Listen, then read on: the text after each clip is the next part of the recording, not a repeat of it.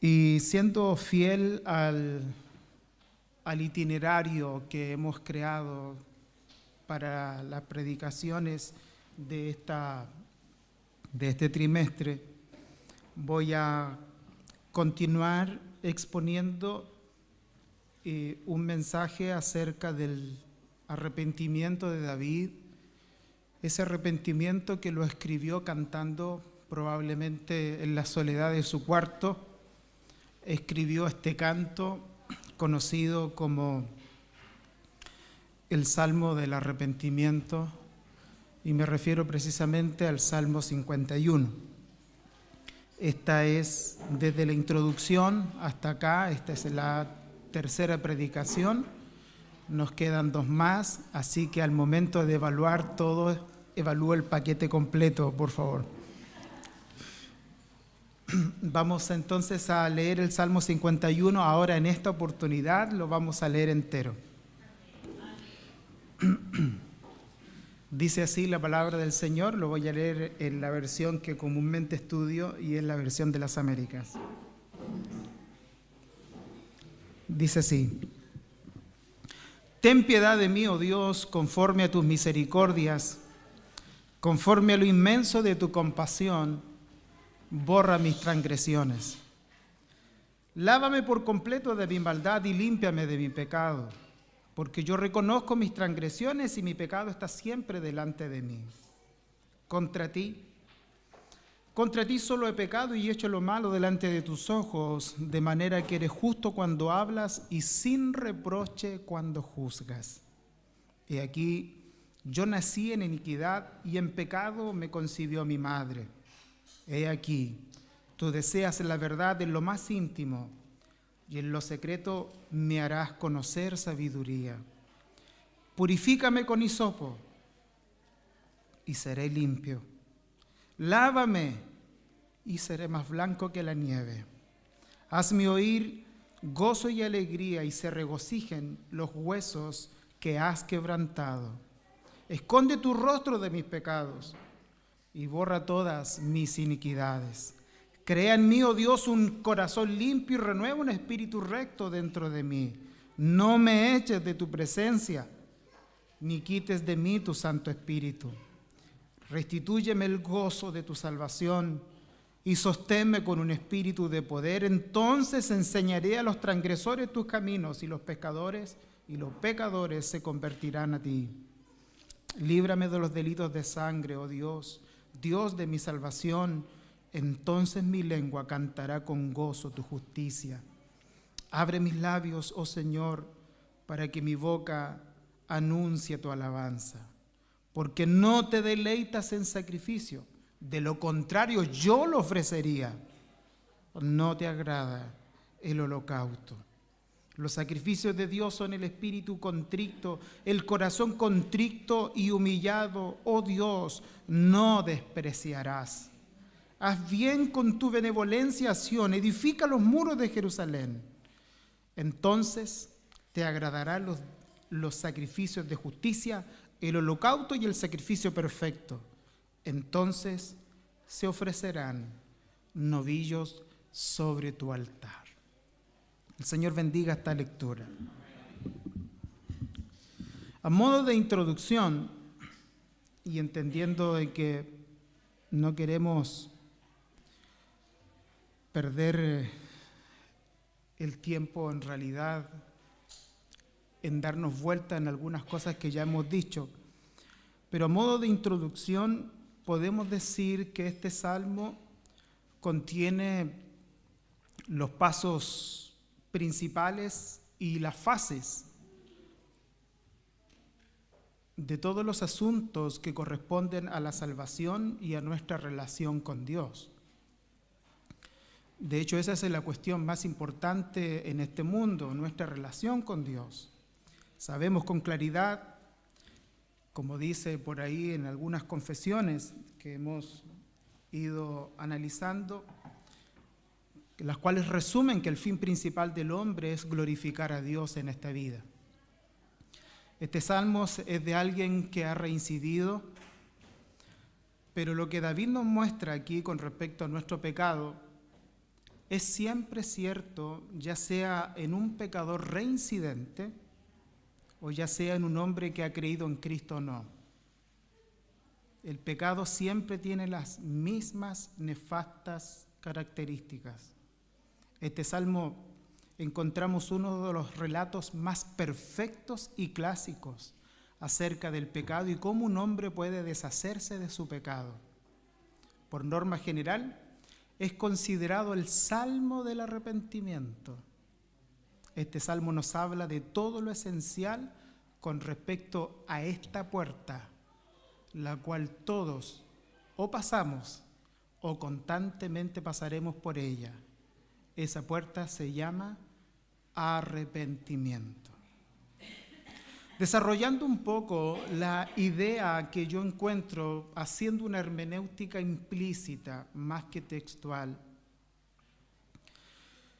consideré algunas cosas que al momento de exponernos como personas a este salmo, creo que sería un sentimiento que todo cristiano debiera experimentar.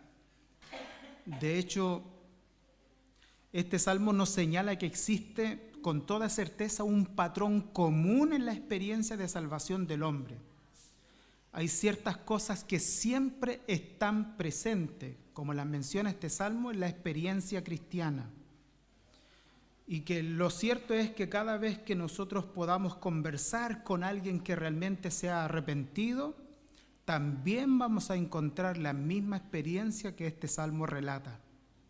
Quiero decir que la experiencia cristiana muestra un patrón común en cuanto a la cuestión del arrepentimiento. Y debido a que la salvación es muy específica, muy clara, muy certera, uno, debido a estas cosas que siente en base al arrepentimiento, podría realmente evaluar si soy cristiano o no lo soy. Ahora, con respecto a lo que he dicho, yo sé que hay que tener mucho cuidado y por eso quiero abrir un paréntesis, porque estoy mencionando que hay ciertas cosas comunes en cada cristiano que se arrepiente, sobre todo en lo que se refiere a la impotencia del pecador, siendo cuando éste logra identificar que tiene pecado y su naturaleza es una naturaleza pecaminosa. Pero no estoy tratando de estandarizar erróneamente la experiencia cristiana de la conversión e insistir que todos los casos deben mostrar los mismos detalles. Les voy a dar un ejemplo. Yo estaba leyendo el libro de Juan Bunyan que se llama Gracia Abundante. En aquel libro, Juan Bunyan expresa su experiencia de arrepentimiento. Cuando él expresa esta experiencia, él llega en un momento de su vida a sentirse pero tan podrido de su propia persona, que él cuando miraba hacia la ventana y veía los gansos, él deseaba ser como un ganso para no soportar los males de su naturaleza humana. En otra oportunidad, Juan Bunyan, en medio de su angustia, arrepentimiento que según este libro, Gracia Abundante, duró con sus dolores cerca de 18 meses, en una oportunidad dice que él siente que el piso se abre, siente el calor del infierno y aún el olor que éste emana, producto de descubrir su gran maldad pecaminosa. Pero lo más probable es que nunca oigamos a algún otro cristiano experimentar el mismo tipo de arrepentimiento que experimentó Juan Bunyan. Que si usted no lo conoce, Juan Bunyan es el escritor que desde la cárcel escribió uno de los libros más vendidos después de la Biblia, y es El Progreso del Peregrino. Ahora, y referente a esto de estandarizar la conversión del cristianismo, que yo creo que hay un error en eso, se comenta que había un hombre cristiano que estaba muy preocupado del estado de sus hijos. y especialmente de uno en particular. Estaba completamente seguro de que su hijo no era cristiano. Y cuando le preguntaban a qué se debía aquella afirmación, fíjese esto, él dijo que su hijo no había tenido la experiencia del camino a Damasco. Probablemente este padre había tenido la misma experiencia parecida al relato bíblico cuando se menciona en cómo el apóstol Pablo se convirtió. Pero eso no quiere decir que todos necesariamente vamos a tener las mismas experiencias de conversión. Por lo tanto, quiero que tengamos cuidado y quiero insistir en eso. Al momento de yo nombrar 5 puntos, no estoy estandarizando las cosas que debe en realidad experimentar una persona de una manera cronológica para decir si cumplimos con el paso 1, 2, 3, 4 y 5, se arrepintió. No estoy diciendo eso, muy por el contrario, estoy mencionando que hay ciertas cosas comunes. Ahora, también quiero hacer otro cuidado, y alguien por ahí podría insistir en que los diversos pasos y etapas que este Salmo 51 menciona, en realidad son pasos que están muy lejanos de mi propia experiencia. Lo que podemos afirmar es que en todos los casos de conversión, en cada caso de arrepentimiento, hay ciertos elementos comunes, un patrón común, pero vuelvo a repetir, pero algunos casos, una cosa viene antes y otra cosa viene después. A veces lo segundo queda en primer lugar. Vuelvo a repetir, no digo que suceda en el mismo orden, pero afirmo que la ausencia de algunas de estas cosas sí podría imposibilitar un claro conocimiento de una persona que se considera arrepentida, pero en realidad no se ha arrepentido. Y quiero recalcar lo que dije el domingo pasado. Recordemos que sin arrepentimiento no podemos ser cristianos. ¿Se entiende? Vuelvo a repetir, sin arrepentimiento no podemos ser cristianos. Ahora, hay personas que parecen eludir esta cuestión. Alguien podría opinar lo siguiente y decir, ¿sabes? Dices acertadamente, el Salmo 51 es un gran salmo sobre la cuestión del arrepentimiento. No sorprende que David se sintiera como se sintió en vista de las cosas que él mismo había hecho. Pero en realidad alguien podría decir, no me interesa este Salmo 51, porque gracias a Dios jamás he sido ese tipo de persona, ni tampoco he hecho ese tipo de cosas que David hizo. ¿Por qué debiera yo sentirme de la misma manera en que David se sintió? Y te quiero dar una respuesta sencilla a esto. El arrepentimiento no depende en modo alguno del tipo de pecado que nosotros hemos cometido. Como se dijo en nuestro mensaje anterior, la diferencia entre el remordimiento y el arrepentimiento es que el hombre que sufre remordimiento es alguien que comprende que ha hecho mal, pero no ha experimentado el arrepentimiento hasta que comprenda que ha pecado contra Dios. ¿Se entiende? Es cuando comprende que su pecado, a quien realmente ha ofendido es Dios, es cuando recién va a poder entrar y experimentar todas estas cosas que experimenta un cristiano arrepentido. Primer punto que quisiera recordar, que lo mencionamos, por ende voy a volar a través de él muy rápido. Y es que el hombre que se arrepiente es alguien que siempre se enfrenta y se mira a sí mismo. La experiencia común que participan todos los que se arrepienten y buscan la gloriosa salvación de Dios, vemos que no hay hombre que se haya convertido en cristiano sin haberse detenido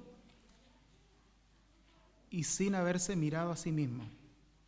El cristiano es alguien que se examina a sí mismo y ha visto lo que ha hecho. Ha reconocido sus rebeliones, como dice aquí, su maldad y su pecado. Comprende el significado de sus actos. Comprende que ha pecado contra Dios. Ha descubierto que su propia naturaleza es pecaminosa.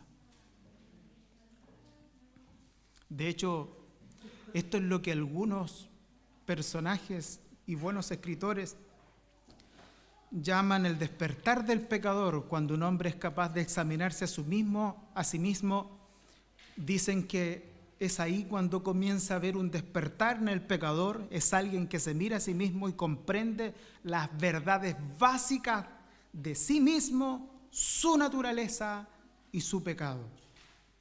Por lo tanto, usted hoy día, en esta mañana, podría llegar a comprobar si es realmente un cristiano de aquellos que disfrutan la gracia del Señor cuando logre identificar principalmente su pecado. De otra manera, Cristo va a ser solo un agregado, un parche en su vida. Alguien que podemos utilizar solo para nuestras necesidades físicas, para nuestras necesidades económicas. Alguien que vamos a ir y lo vamos a usar como quien usa a cualquier otra cosa. Pero un cristiano sabe que al examinarse a sí mismo, su problema de pecado es grave.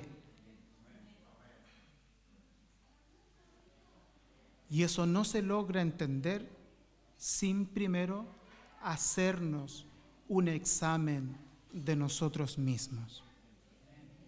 Otra cosa es la preocupación y la percepción que un cristiano logra al examinarse a sí mismo. Ningún hombre se ha arrepentido jamás, ni se ha convertido en cristiano sin un elemento de preocupación y percepción de su conciencia con respecto a su estado y situación pecaminosa.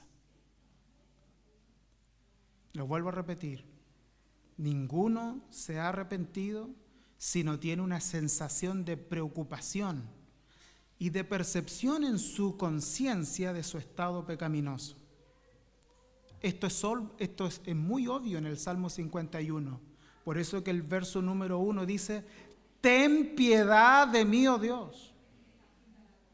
El hombre que escribió esto se sentía desesperado, mis hermanos. Sentía una gran preocupación por su estado y también por la situación vivencial en la que se encontraba. Yo, mirando este salmo, me di cuenta que esa es la razón por la que encontramos palabras que evidencian este desespero en el puño y letra de David, incluso en su alma, cuando él le escribe con tanta insistencia: purifícame, lávame, borra, crea, renueva, restitúyeme, sosténme. Son palabras de un desesperado.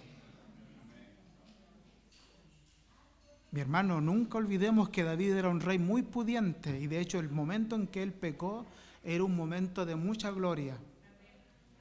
David era un rey muy pudiente, su reino era muy próspero, pero cuando comprendió esta verdad acerca de sí mismo, todas sus riquezas, poder y posición no pudieron satisfacerle.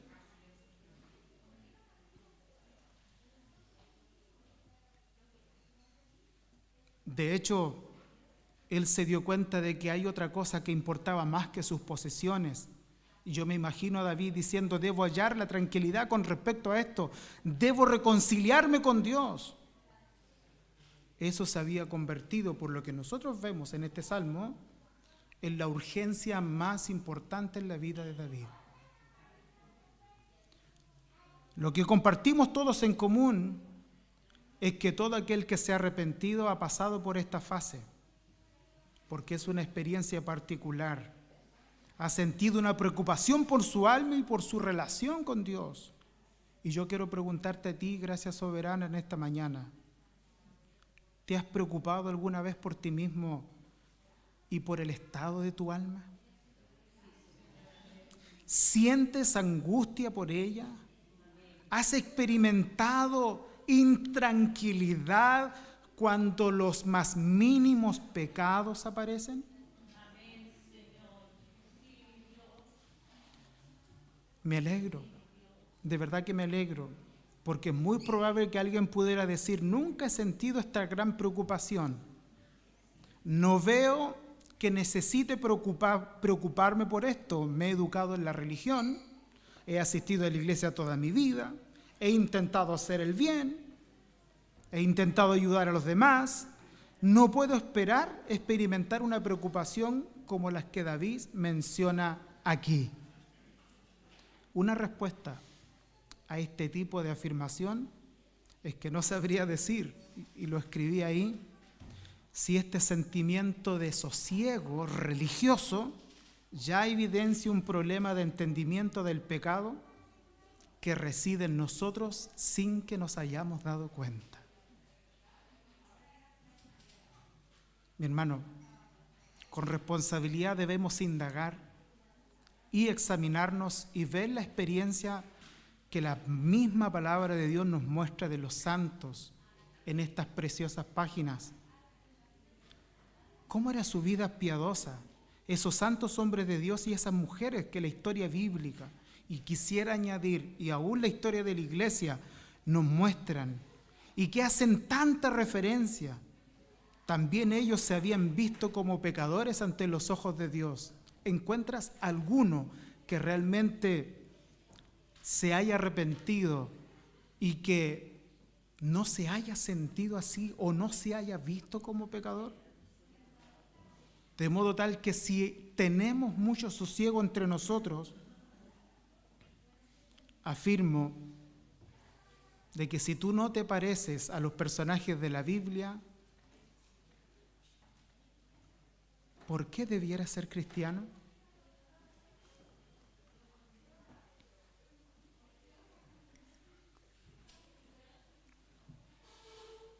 Sin embargo,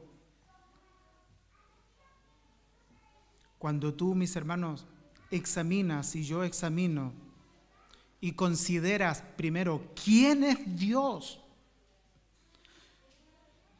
y en realidad ¿qué es lo que ofrece el Evangelio? Hermanos, recuerda esto y te hago esta pregunta. ¿De qué realmente somos salvos? O mejor formulada la pregunta, ¿de quién somos salvos? Te doy una alternativa. A, de Satanás. B, de Dios. ¿De quién realmente somos salvos?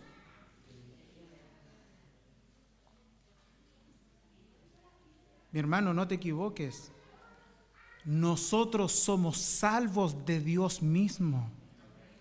Esa es la razón por la cual Romanos 1:18 dice, porque la ira de Dios se revela desde el cielo contra toda impiedad e injusticia de los hombres que con injusticia restringen la verdad. Porque lo que de Dios se conoce es evidente dentro de ellos y ahí está su conciencia. Pues Dios se los hizo evidente, porque los atributos invisibles, su eterno poder y divinidad, se han visto con toda claridad, siendo entendido por medio de las cosas hechas, de modo que no tienen excusa.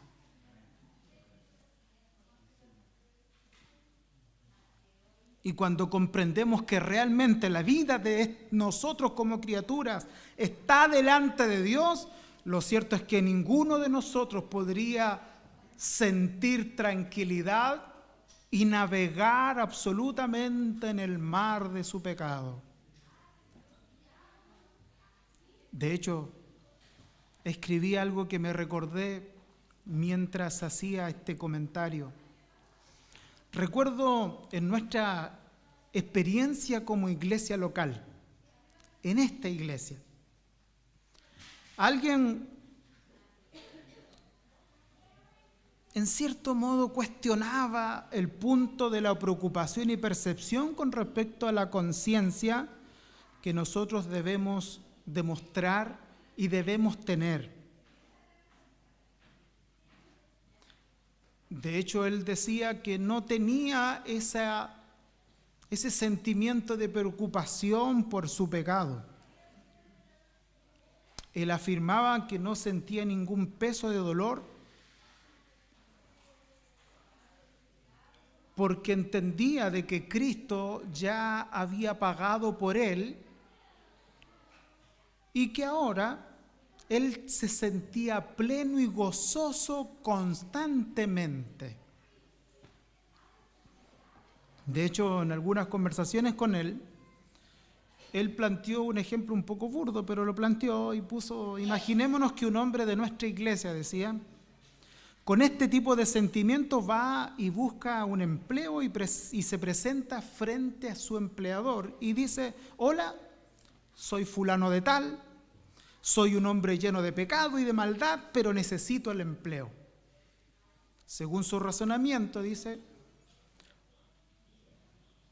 no obtendría el trabajo y pensaba que no era razonable que uno como cristiano tuviera ese tipo de experiencia o razonamiento.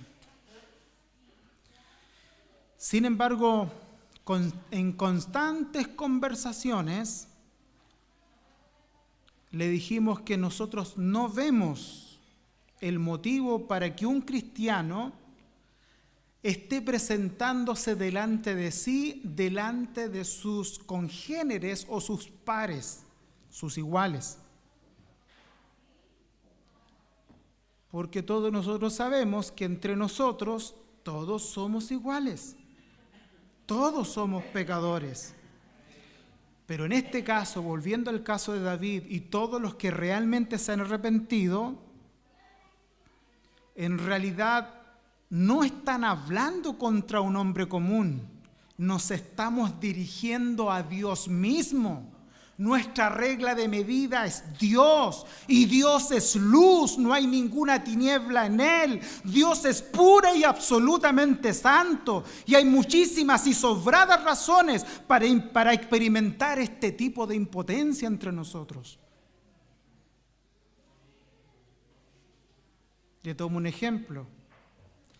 Si ya dijimos que el fin principal del hombre es glorificar a Dios, entonces no glorificar a Dios vendría siendo el peor de todos los pecados. Preguntémonos, ¿glorificamos a Dios? ¿Le entregamos desde el centro de nuestro corazón una diáfana, cristalina y plena alabanza y honor a Dios todos los días de nuestra vida? Ahí se me vino a la memoria el pasaje del hijo de Nabucodonosor en Daniel capítulo 5, que uno se pone a pensar y cómo hay una demanda desde el cielo a un pagano como Belsasar. Belsasar, hijo de Nabucodonosor, pongamos en orden, Nabucodonosor fue el que por voluntad divina invadió a Israel, trajo los utensilios de la casa de Dios en Jerusalén, se llevó las copas sagradas y todas esas cosas consagradas a Dios. El mismo Nabucodonosor tuvo una experiencia con Dios. Llegó un momento en que Nabucodonosor ya no está y queda en su lugar su hijo Belsasar. Y en un periodo de su vida, Belsasar viene y manda a buscar las copas y comienzan a embriagarse. Había una tremenda salagarda en medio de su palacio y de repente aparece una mano y escribe en una pared: Mene, Mene. Tequén Ufarsin. Se confundió, la fiesta terminó, no hallaban quien interpretara todo eso. Sin embargo, mandaron a buscar a Daniel, que todavía estaba ahí en el reino. Y Daniel dice, dentro de todas las cosas, permitidme leer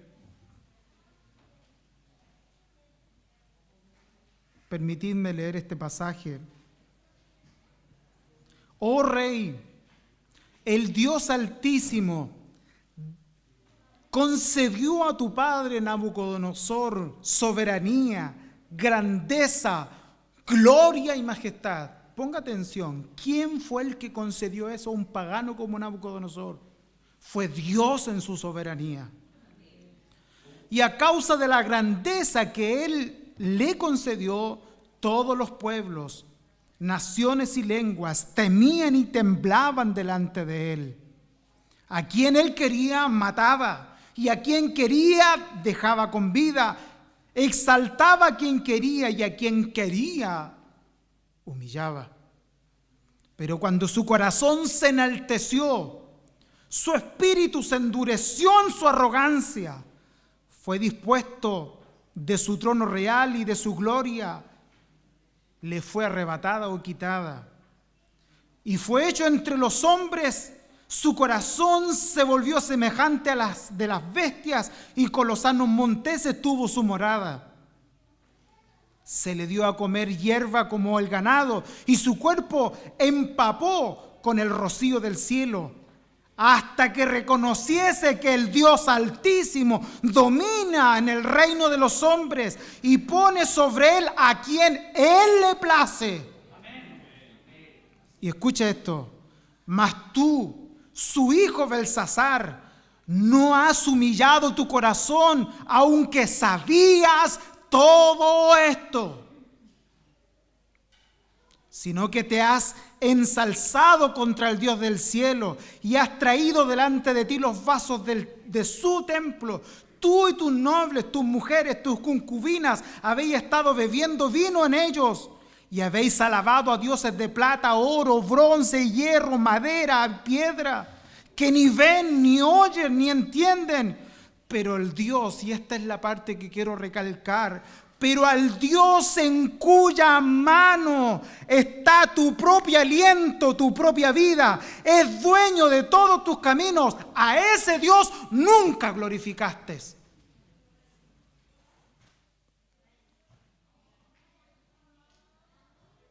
Y es lo que estoy tratando de decir.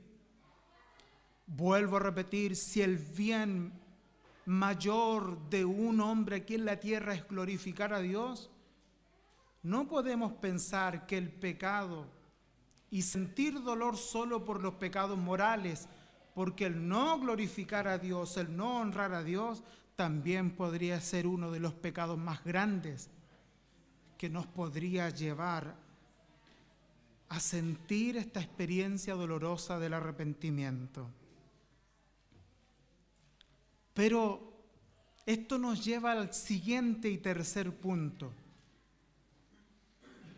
Porque si ya dijimos que debemos examinarnos y que al examinarnos lo que sentimos es esta sensación de horror por pecar delante de Dios, lo que también debe estar al momento de arrepentirnos es el deseo de ser perdonados. Porque lo cierto es que hay personas que logran entender ese dolor al hacer el examen, pero ¿saben lo que hacen? Huyen. Se arrancan. Sin embargo, alguien a quien Dios le ha concedido el privilegio de arrepentirse es alguien que desea de todo corazón ser perdonado. Por eso que David escribe, nuevamente lo recito: ten piedad de mí, oh Dios, conforme a tu misericordia, conforme a lo inmenso de tus compasiones. Borra mis transgresiones, lávame por completo de mi maldad y límpiame de mi pecado.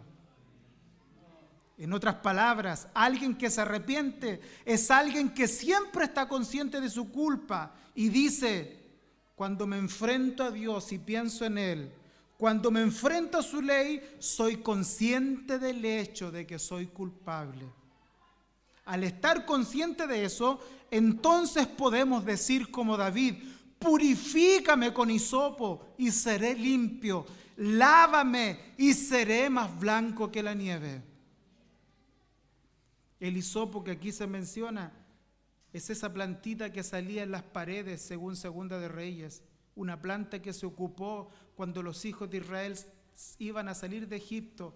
Fue esa planta que se ocupó para untarla en los dinteles de la puerta, para untarla en la sangre y así pasarla en los dinteles de la puerta. Ese es el hisopo. De ahí que el hisopo tiene una connotación de purificación, es una representación de la purificación. David dice: purifícame con hisopo. Pero si tú sigues leyendo el texto, te das cuenta que David va más allá. Ya no dice purifícame, sino: Señor, lávame, lávame más. ¿Qué crees tú que David tenía en mente al estar escribiendo esta canción?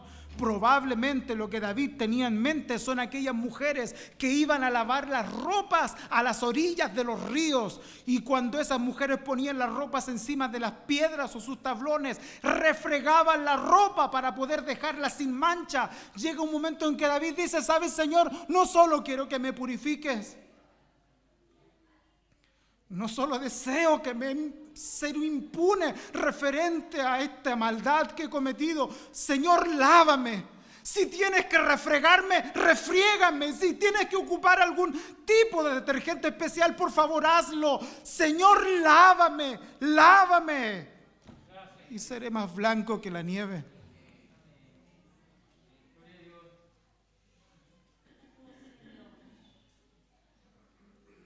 ¿Qué podemos decir en nuestro cuarto punto? Penúltimo, que a causa de ese clamor, del deseo que David tenía de que Dios hiciera algo, la conciencia de David estaba absolutamente impotente, sabiendo de que él no puede mejorar su situación delante de Dios.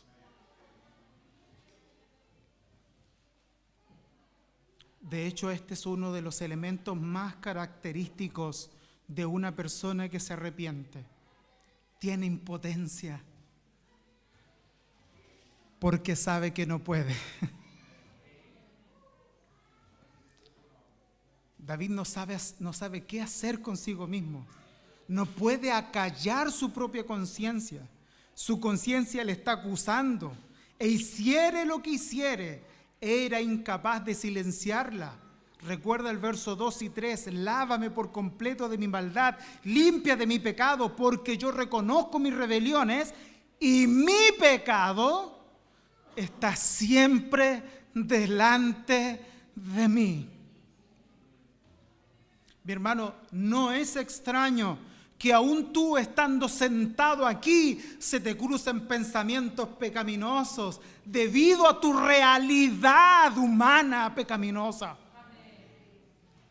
Yo quiero ser sincero, en mis 20 años de pastor he tenido que conversar con gente que siente un profundo y constante remordimiento por esto. Algunos me han dicho: no es posible, no es posible.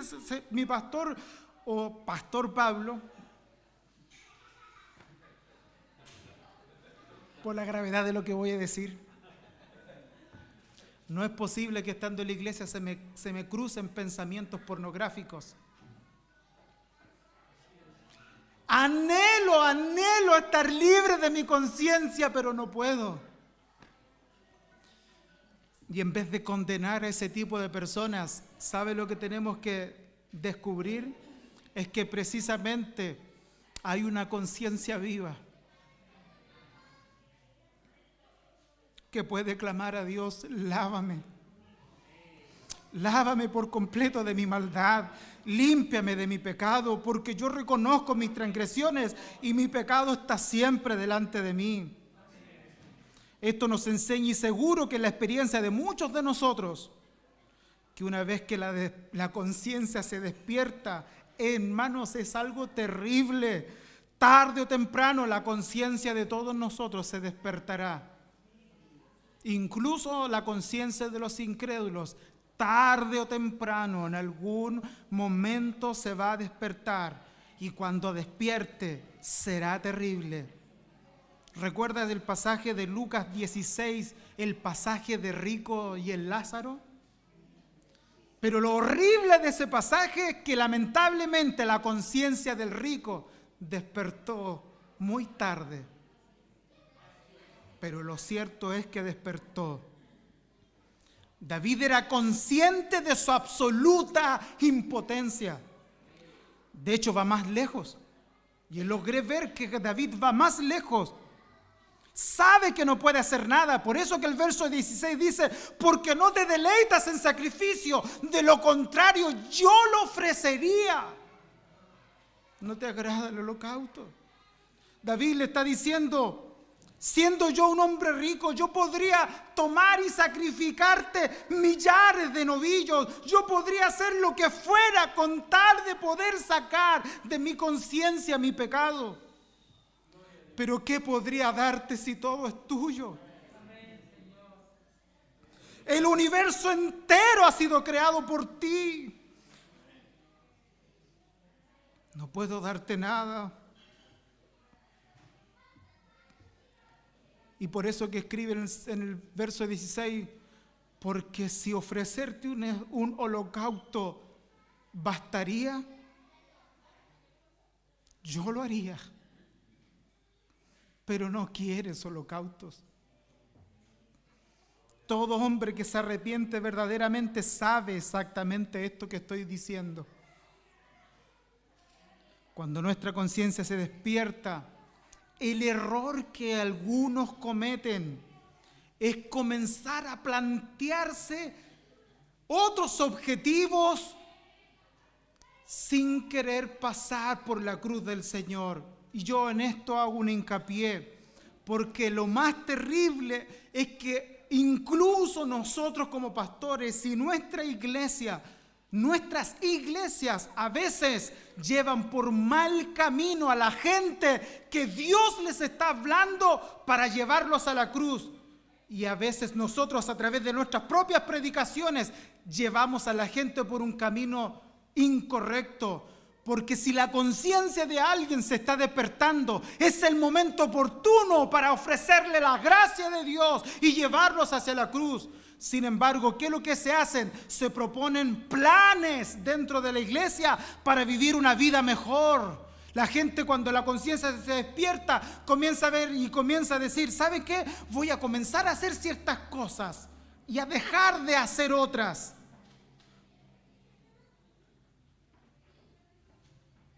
Comúnmente insistimos en eso, como que si nuestra conciencia nos va a dejar tranquilo cuando comenzamos a tener un activismo religioso. Y permíteme decirte, este salmo es claro, tu conciencia no te va a soltar hasta que encuentre descanso en Cristo. Oh, que para mí son maravillosas las palabras de Agustín de Hipona. Agustín de Hipona fue uno de los hombres de Dios que más influyó al cristianismo durante más de 1000 años, incluso no atrevemos a decir más de ahora, ¿no, Daniel? Todavía seguimos pensando en lo que el otro lado le dicen San Agustín. Agustín era un hombre bastante especial. Le gustaba la parranda y las mujeres. Y a veces oraba así, Señor, quítame mi lujuria, pero todavía no. No estoy mintiendo, ¿eh? Lo encontramos en los libros de confesión de San Agustín. Señor, perdóname de mi pecado, pero déjame gustarlo un poquito más. Ese le puse yo. Hasta que descubrió y dijo, Señor, mi alma no encontrará paz, no se sentirá plena, hasta que encuentre descanso en ti. Es decir, su conciencia iba a tener una plena tranquilidad hasta que se encontrara con Cristo el Señor. Bendito sea el Señor.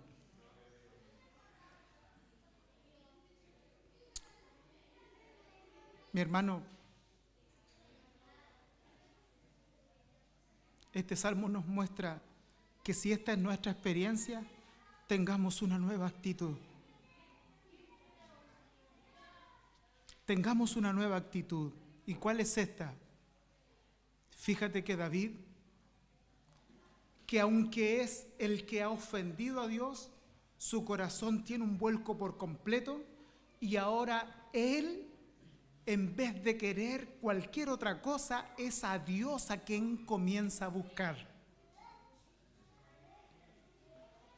No dudo en aseverar, y que es quizás la prueba más sutil y delicada para saber si nos hemos arrepentido y dónde nos encontramos,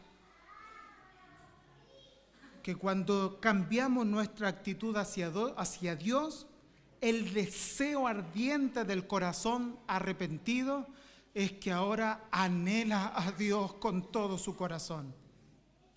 Ya hemos notado en este salmo que David reconoce su pecado contra Dios. Sin embargo, desea a Dios por encima de todas las cosas. Como ya hemos dicho, esa es la diferencia entre el remordimiento y el arrepentimiento.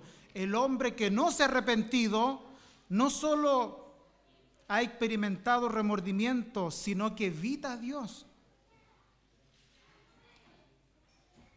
porque comprende que Dios es su gran obstáculo. Lo extraordinario del hombre a quien Dios ha dado convicción de pecado es que a pesar que sabe que ha pecado contra Dios, es al mismo Dios a quien quiere. Y esta es la paradoja del arrepentimiento. Es que se quiere a quien se ha ofendido. ¿Sabes que has pecado contra Dios, pero concibes vida sin Él? ¿Puedes reconocer que sin Dios no puedes vivir? Y esa es la paradoja del arrepentimiento. Contra Él pecamos, pero a la vez es a Él a quien queremos. Por ende, déjame concluir y permíteme leer mi conclusión letra a letra, coma a coma. Querido hermano, David sabía algo de las misericordias de Dios, por eso que dice, conforme a la multitud de tus misericordias, conforme a la multitud de tus piedades, borra mis rebeliones. Pero tú y yo sabemos algo muchísimo más claro. No estoy diciendo que somos mejores que David. Lo que estoy diciendo es que hemos entendido progresivamente la revelación que Dios nos ha dado de sí mismo y conocemos cómo operan sus misericordias y su inmensurable amor. Pero deseo preguntarte, ¿hay alguien que sea consciente de su pecado hoy en esta mañana, pero no ha encontrado la paz? Déjame preguntarte, ¿estás buscando tener paz con Dios? Si esta es tu situación en esta mañana y te sientes en miseria espiritual, como se sintió David, te ruego, te suplico, acude a Dios tal como eres. Ven a Él tal como eres. Y escúchame bien, el pan y el vino de la comunión son recordatorios, un memorial del hecho de que una vez hace 2000 años atrás, este mismo Dios misericordioso, el Dios que con multitudes de piedades envió a su Hijo unigénito a este mundo y lo envió con un solo propósito, que soportara la culpa de tu pecado y el mío, depositó nuestro pecado sobre Él y lo castigó allí en la cruz del Calvario, soportando nuestra maldad. Nosotros le imputamos a Él nuestro pecado, pero Él nos imputó su justicia y su santidad. Dios castigó tu pecado en Cristo y allí, es solo allí donde te ofrece paz y perdón y descanso. Recuerda el pregón de Juan 3:16, porque de tal manera amó Dios al mundo, que ha dado a su Hijo unigénito para que todo aquel que en Él cree no se pierda, mas tenga vida eterna. Mi hermano, tus buenas obras no bastan para expiar tu pecado. De otro modo, Cristo jamás hubiera venido acá y muerto en esa horrenda cruz. No había otro que pudiera pagar completo precio. Tan solo Él podría abrir ese acceso al cielo. Pero gracias a Dios lo hizo y hoy lo conmemoramos. Y por ello debo decir, como lo dice también Carlota Elliott, la autora de esta preciosa melodía, tú también di junto como ella: tal como soy, sin más decir que a otro yo no puedo ir y tú me invitas a venir. Bendito Cristo, vengo a ti. Tal como soy, sin demorar, del mal queriéndome librar, me puedes solo tú salvar. Bendito Cristo, vengo a ti. ¿Te preocupa tu alma? Dice un comentarista. ¿Eres consciente de la posición en la que te encuentras? ¿Te inquieta? ¿Le estás haciendo frente? Te pregunto, ¿no es hora de que hoy lo hagas y vengas a Cristo? Dios existe y puedes evitarlo. Tienes que comparecer ante Él y la única forma de hacerlo es a través de Jesucristo. Cree en Él, entrégate a Él y serás salvo para siempre. Recuerda el texto que el mismo David dice en Salmo 51:6: he aquí tú deseas la verdad en lo más íntimo y en lo secreto me harás conocer sabiduría. Dios espera que lleguemos a Él con autenticidad diciendo: tú deseas la verdad en lo íntimo. Ven a Él, mi hermano. Ven a Él. Ven arrepentido. Dios te perdonará. Y si vienes con el corazón roto, Dios lo restaurará. Reacciona a la gracia de Dios que Él da en esta mañana. Y recuerda las palabras de Pablo en su carta a los Romanos, en el capítulo 5, del 6 al 11, cuando dice: porque mientras aún cuando éramos débiles, a su tiempo Cristo murió por los impíos. Porque a duras penas habrá alguien que muera por un justo, aunque tal vez alguno se atreva a morir por el bueno. Pero Dios, una vez más un precioso pero Dios demuestra su amor para con nosotros en que siendo aún pecadores, Cristo murió por nosotros. Entonces mucho más, habiendo sido ahora justificados por su sangre, seremos salvos de la ira de Dios por medio de Él. Porque si cuando éramos enemigos fuimos reconciliados con Dios por la muerte de su Hijo, mucho más, habiendo sido reconciliados, seremos salvos por su vida. Y no solo esto, sino que también nos gloriamos en Dios por medio de nuestro Señor Jesucristo, quien ahora hemos recibido la reconciliación. Y yo te quiero invitar, como David, ven a su gracia, descubre que no hay nada más que su gracia en lo que tú necesitas. ¿Recuerdas el pasaje cuando dice: Señor, abre mi boca y enseñaré a los pecadores? ¿Sabes? Yo me pregunto, ¿qué podría haber enseñado David?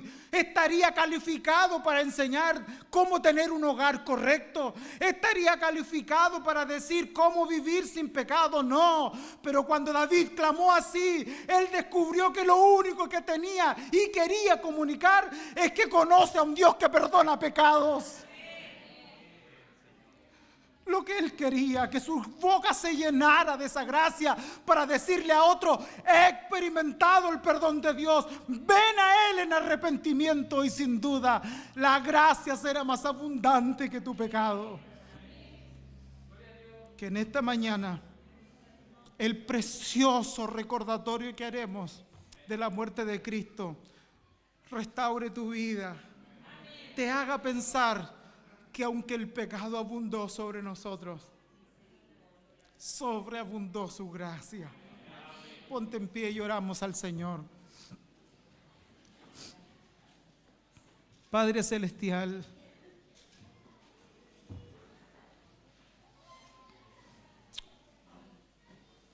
venimos a ti tal como somos.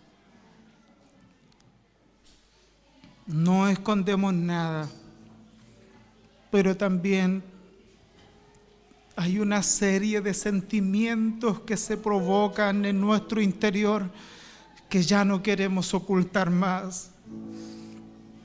Tenemos preocupación por nuestra naturaleza, y nos refiero a nuestra naturaleza pecaminosa. Tenemos preocupación, Señor, porque muchas veces hay pecados en los que no podemos pelear contra ellos. Pero tú nos abres una puerta hermosa para venir a ti. Ayúdanos a no despreciar tu gracia. Acércala en esta mañana a cada corazón. Por favor, Señor, haz algo por nosotros. Lávame, límpiame. Renueva, Señor. Renueva un espíritu recto dentro de mí. Señor, yo sé que aquí hay muchas personas que están preocupados por sus cosas cotidianas, su enfermedad, el diagnóstico del médico, su situación económica. Pero si cada uno de nosotros pudiéramos entender que lo más trascendente, lo más importante es estar en paz contigo, todas estas cosas perderían importancia. Por eso te pedimos una vez más, haz algo por nosotros. Y de la misma manera que guiaste a David a buscarte y a tener un encuentro contigo, guíanos en esta mañana hacia esa preciosa cruz. Como decía Carlota, tal como soy, vengo a ti. A otro yo no puedo ir. Tú me invitas a venir. Bendito Cristo, vengo a ti. A ti el honor, a ti la gloria y la alabanza por siempre. Amén.